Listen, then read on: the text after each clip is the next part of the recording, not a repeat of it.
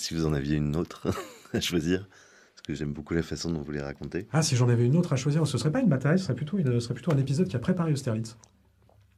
Donc on est en 1805. Murat et Lannes viennent d'être nommés maréchaux. Murat est prince de la famille impériale. Il a une aura à travers toutes les armées mondiales qui est devenue colossale parce il a vraiment cette image quasiment de super-héros Marvel. Il est totalement invincible. Il est toujours au milieu des batailles, habillé de façon très voyante. Tout le monde lui tire dessus. Tout le monde cherche à le tuer. Personne n'y parvient jamais et personne n'y sera jamais parvenu.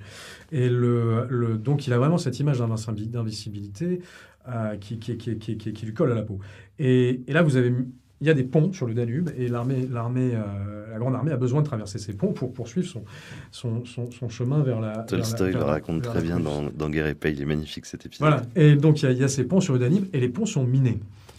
Et de l'autre côté des ponts, vous avez évidemment les Autrichiens.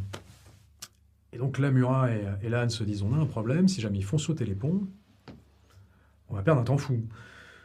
Donc Murat se dit, écoute, on va dire à Lannes, qui était vraiment un ami, pour le coup, ça a été un pote, c'est chez Lannes qui va se remettre de l'épisode espagnol, c'est chez machin, ils s'entendaient très bien, Lannes et Murat. Il dit à Lannes, écoute Jean, on va faire un truc, on va faire un coup de bluff. Et donc ils vont tous les deux tout seuls, dans leurs vêtements flamboyants, parce que Lannes aussi avait des vêtements tout à fait flamboyants, traversent le pont.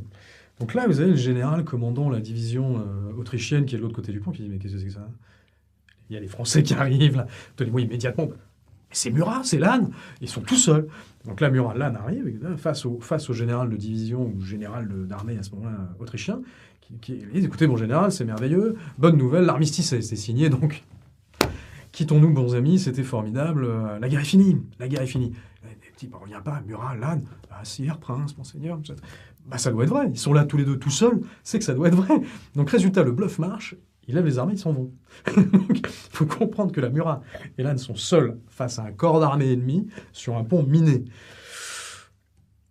C'est du solide, quand même. C'est la France éternelle, ça, vous voyez.